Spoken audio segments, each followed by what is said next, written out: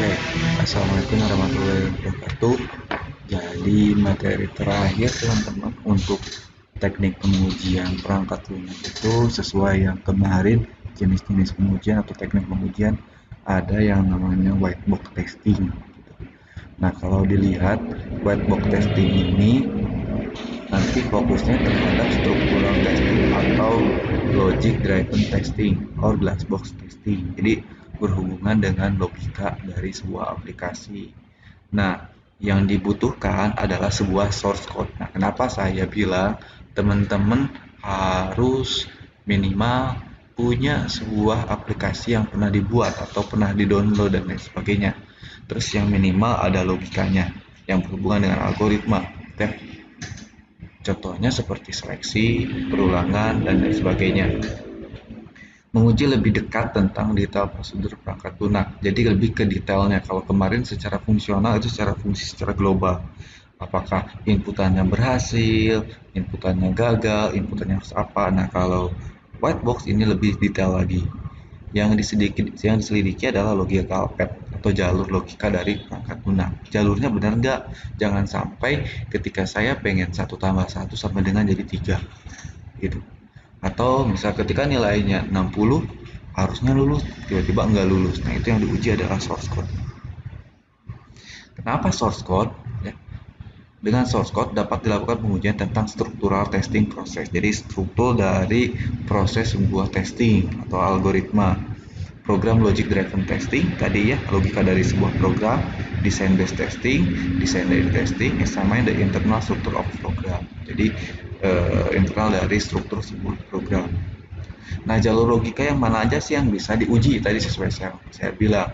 Yang pertama adalah minimal ada kondisi dan atau ada looping. Itu baru teman-teman bisa uji. Gitu. Ya. Jadi contoh seleksi kan ada if else, if then else if then, case. Gitu. Lalu looping ada while, ada do while, ada for each kalau di PHP. Gitu. Dan masih banyak lagi. Contoh test case-nya seperti apa sih? Contoh except punya nilai 1 sampai 1000. Generate the test case to cover each statement. Ini algoritma ya. Jadi bukan struktur program, ini algoritma. Info from user X. Jadi inputan dari usernya adalah X nanti ditampung. Jika X lebih kecil dari 300, nanti input from file balance gitu ya. Lalu if X lebih kecil dari balance get money, kalau tidak nanti seperti apa. Nah, itu contoh source code atau algoritma yang bisa diuji oleh white box. Nah, keuntungan menggunakan white box, teman di sini bisa menghasilkan program dengan nilai sempurna 100% karena mengerjakan seluruh keputusan logika. Jadi, kalau logikanya teman-teman diuji seluruhnya dengan si white box, udah otomatis kemungkinan sudah tidak ada lagi bug di dalamnya. Karena logika akan terus diuji, ya diuji terus ya. Lalu mengerjakan seluruh loop sesuai batasan, jadi akan menguji seluruh loop, menjamin seluruh jalur independen dalam modul yang dikerjakan minimal 1 kali,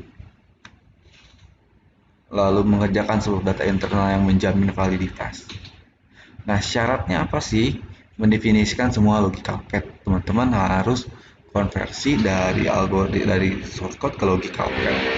Lalu membangun kasus untuk pengujian, mengevaluasi hasil, dan menguji secara keseluruhan. Nah, kekurangannya apa dengan white box ini? Pengujian secara menyeluruh justru menimbulkan masalah sumber daya. Betul, gitu ya. Kalau kita diuji secara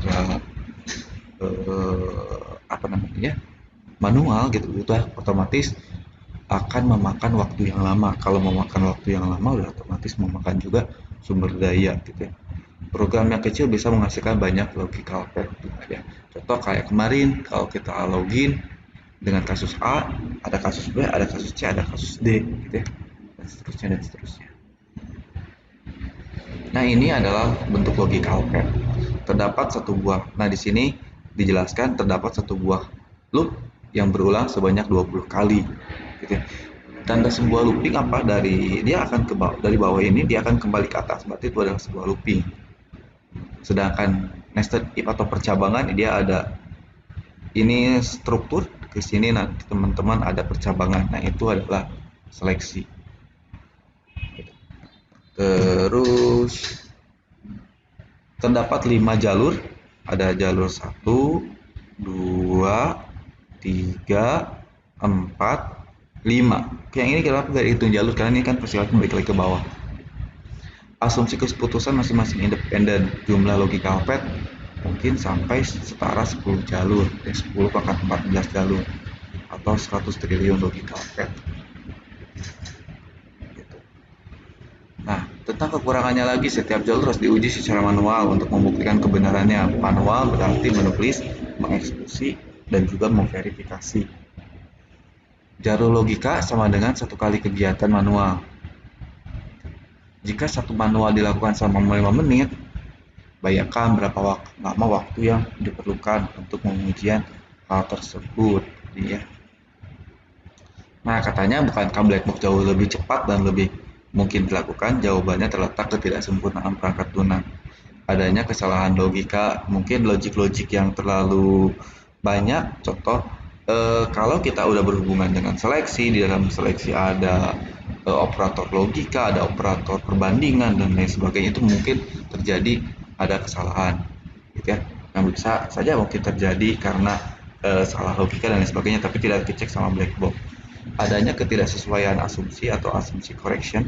Misal kita mau menguji di bulan Januari terdiri dari 31 Januari, 31 hari, sorry. Sedangkan Februari itu hanya 28. Ada juga 29. Itu pengujiannya seperti apa gitu ya. Jadi artinya akan lebih banyak lagi test case di dalam box. Adanya kesalahan penulisan kode atau typographical error. Contoh, kita nggak tahu kalau misal nulisnya volume menjadi volume dan lain sebagainya gitu. L-nya kecil, T-nya besar dan seterusnya dan seterusnya. Mungkinkah dilakukan pengujian white box? Ya, tentu. Karena kalau dengan logik seperti ini kita bisa uji secara detail. Tadi sesuai dengan ini ya. Tidak dilakukan secara menyeluruh, cukup dilakukan pada jalur logika yang penting. Jadi boleh saja kita nggak harus seluruhnya kita uji, tapi jalur-jalur yang pentingnya aja yang kita uji. Contoh, ketika kita mau menentukan genap dan ganjil, ya udah jalur yang genap dan ganjilnya saja yang kita uji. Bisa juga dikomunikasikan dengan black box. Jadi kalau yang tidak bisa tercover oleh black box, usahakan nanti dengan white box. Tapi kalau masih bisa tercover dengan black box, tidak perlu white box. Metode white box diusulkan oleh Tom McCabe pada tahun 76. Digunakan untuk mendapatkan ukuran kompleksitas logika atau kompleksitas psikomatis. Ukuran ini dijadikan sebagai panduan untuk menentukan jalur-jalur utama untuk dieksekusi. Nah, nanti simbolnya ada seperti ini, ada lingkaran, ini disebut flow graph node, sedangkan panah disebut link atau edge gitu ya. Nah, tadi kalau panahnya lurus, ini sequence, berarti tidak ada percabangan, tidak ada seleksi, tidak ada looping dan sebagainya. Nah, kalau seperti ini berarti while. Ini if percabangan, tadi ini until sebetulnya until, while dan lain sebagainya, sama harus mirip-mirip. Lalu ada region. Region adalah suatu area yang dibatasi oleh edge dan nodes. Pada saat menghitung region, area di luar graph ikut ditambahkan. Ini region. Ini edge, ini edge, ini edge, ini node, ini region. Region itu ada ini ada bulatan.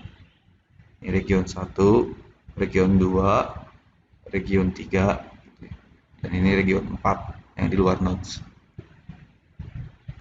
Ada compound condition. Ini tadi yang and or gitu. Contoh compound condition majemuk terjadi apabila satu atau lebih dari operator boolean ada and, or, not, then muncul pada pertanyaan kondisi. Setiap node yang terletak pada kondisi disebut predikat node. Contoh, if A or B, then jalankan prosedur X. Jika A karena or mau A-nya nilainya true gitu ya, itu udah pasti harus menjalankan nilai X, gitu, prosedur X. Jadi ketika A jalankan prosedur X. Tapi kalau A-nya false gimana? Cek yang B. Apakah B-nya nilainya true atau false? Kalau true, jalankan yang X. Contoh, di sini nilainya false, tapi di sini nilainya true. Karena OR, false dan true menjadi true. Jadi jalankan perintah X. Jadi dalam satu baris ini mungkin akan terjadi beberapa nodes gitu ya. Tapi else jalankan perintah Y. Contoh yang tadi, jika A-nya false, B-nya false, maka jalankan perintah yang Y. N aja langsung. Gitu ya. Itu yang namanya compound condition. Kondisinya beragam. Majemuk. Lalu ada independent path adalah jalur yang melintasi minimal satu kumpulan pernyataan baru atau sebuah kondisi yang baru pada program. Contoh independent path ini kalau kita lihat kondisinya seperti ini bacanya. Dari 1 dia bisa langsung ke N, ke 11. Lalu yang kedua, path yang kedua dari 1, 2, 3 ini berarti satu perintah kode dijalankan secara bersamaan, itu sequence. Lalu 23, setelah 23 dia langsung ke 45, dari 45 dia balik lagi ke 10, dari ke 10 dia ke 1, dari 1 langsung ke 11. Ya selesai. Boleh gak dia kesini lagi? Ya boleh aja sih sebetulnya. Cuman kan kalau dia kita buat dia secara berulang terusan, mungkin dari sini bisa ke sini dan lain sebagainya. Itu gak akan selesai. Ya. Lalu path ketiga ada 1, 2, 3, ke 6, 8, 9, 10, balik lagi ke 1, berarti ini looping, lalu dia akan berhenti ke 11. Gitu. Pak, kenapa dari sini pasti akan ngelooping ke sini gitu? Ya iyalah, karena di sini dia udah otomatis milihnya 6, gitu. Gak mungkin lagi milih 5, 4, 5. Kalau dia akan ke sini jadi infinite loop ya. Lalu terakhir ada 1, 2, 3, 6, 7, 9, 10, satu lagi baru 11. Nah, ini bukan nih tadi kata saya 1, 10, baru ke 1, baru ke 2, 3, pindah ke 6. Tadi dari 2, 3, 4, 5 pindah ke 6. Bukan, karena merupakan kombinasi dari path yang sudah didefinisikan. Oke, jadi ketika kita udah nge-path ke sini, ketika di looping udah otomatis dia akan ke sini, nggak mungkin ke sini gitu. Gitu. Ya, dari 10 dia akan nge-looping lagi sini. Lalu setelah itu kita akan menghitung yang namanya cyclomatic complexity, untuk menentukan banyaknya independent path yang merupakan basis path. Gitu ya. Rumusnya adalah Vg gitu ya, sama dengan E dikurangi N plus 2. E itu adalah edge itu tadi apa teman-teman? Edge itu adalah jalur, dikurangi node ditambah 2. Lalu Vg sama dengan P predikat node plus 1. Predikat node tadi ya ini predikat node ya level 1. Contoh, tentukan dengan seperti ini, tentukan teman-teman independent path-nya berapa. Jawabannya adalah seperti ini. Jalurnya udah otomatis dari 1, ini ada 4 path. 1, 2, 3, 4, 5, 10, biar gampang ke kanan dulu ya. 2, 3, 4, 5, 10, balik lagi ke 1, ke 11. 1, 2, 3, 6 yang tadi ya. Maka kompleksitas cyclomatisnya ada 11 edge. Gitu ya. Ya jalurnya ada 11, 1, 2, 3, 4, 5, 6, 7, 8, 9, 10, 11 gitu ya. Lalu dikurangi 9 node. 9 node oke. 1, 2, 3, 4, 5, 6, 7, 8, 9. Bulatnya ada 9.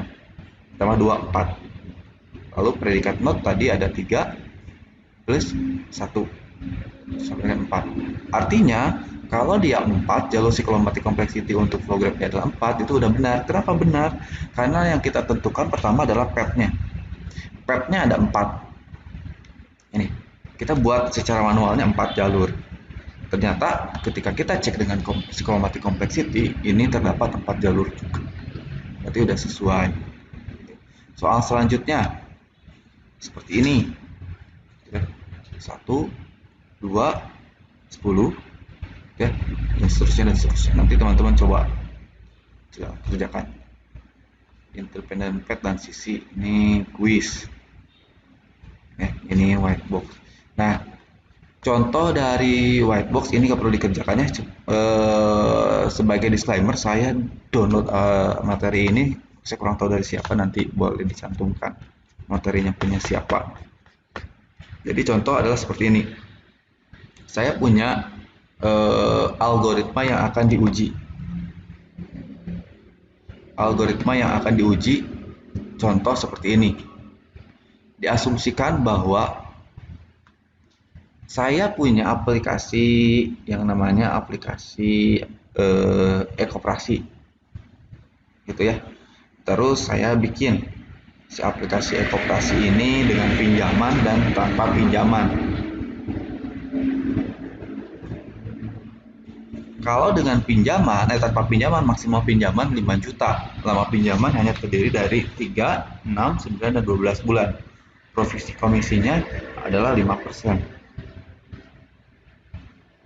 Tapi kalau dengan jaminan, ini kita bisa minjem kalau mobil, jaminannya adalah BPKB mobil.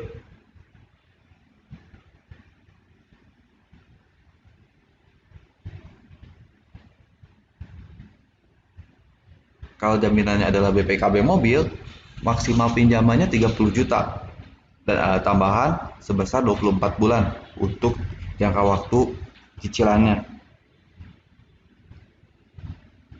Tapi dengan provisi komisi gitu ya, bunga ini sebesar 8%. Tapi kalau motor ini 10 juta. Lama pinjamannya 18 bulan dengan provisi komisi atau bunga sebesar 7,5%. Gitu. Jadi seperti itu. Nah, gimana? Ini kan baru studi kasus ya, studi kasus dari sebuah aplikasi. Nah, gimana cara buat algoritmanya? Kita akan ubah ke dalam algoritma, gitu ya. Mulai dari teman-teman nanti kan bentuk si source code-nya nggak seperti ini ya, akan sedikit berbeda gitu. Contoh seperti ini, begin, mulai, read, jaminan, apakah ada jaminan, barang yang dijaminkan, jumlah yang mau dipinjam, sama waktu. Gitu ya. Ini nanti teman-teman kasih tanda ini nanti untuk si petnya, pet itu pertama, itu yang tadi pet pertama. Nah, di sini ada seleksi. Jika jaminan sama dengan false, jika tidak ada jaminan, maka jumlah pinjaman. Nah, ini nanti teman-teman tambahin lagi di sini nih. 2. Ini kan read itu berarti inputan. Kalau teman-teman di sininya mau input, nggak masalah sih, sesuai dengan karena algoritma itu kan gimana caranya merubah coding menjadi pemahaman manusia. Jadi if jaminan sama dengan false, jumlah pinjamannya maksimal 5 juta. Ya. Tapi kalau jumlah pinjaman lebih 5 juta, maka write line atau tampilkan pesan bahwa maksimal pinjaman 5 juta. Else-nya baru bisa masukkan provisi komisi, jumlahnya ditambah 5%, total pinjamannya berapa, cicilannya berapa per waktu. Ini nanti masukkan aja. Oke. 9 ini ke sini. 9-nya kosong. Oke. Lalu and if gitu. Else cash barang, ini kan tadi switch cash ya sama. Cash barangnya adalah mobil, maka pinjamannya berapa. Terus teman-teman sampai bawah ini dikasih kode sampai yang terkecil. Gitu. Lalu dari kode ini teman-teman bisa buatkan langsung program. Oke. Programnya seperti apa? 1, 2, dari 2 ke 3. Karena kenapa ketiga? Dari 2? Karena dari 2 ada seleksi, ada if, ada else. Gitu ya.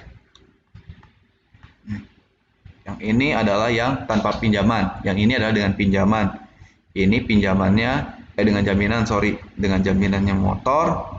Ini jaminan mobil, yang ini jaminannya motor, yang ini tadi tanpa ada jaminan karena harus dicek lagi, ya.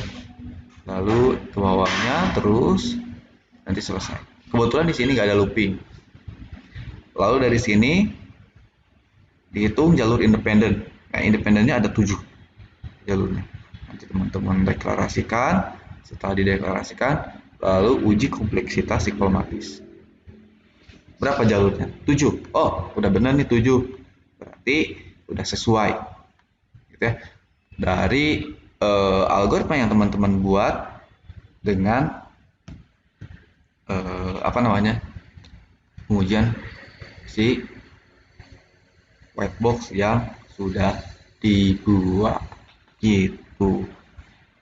Oke, terima kasih teman-teman atas perhatiannya. Nanti untuk slide-nya akan saya share dan juga materinya juga akan saya share, terus videonya akan saya unggah di YouTube. Nanti teman-teman bisa ulang-ulang. Terima kasih. Wassalamualaikum warahmatullahi wabarakatuh.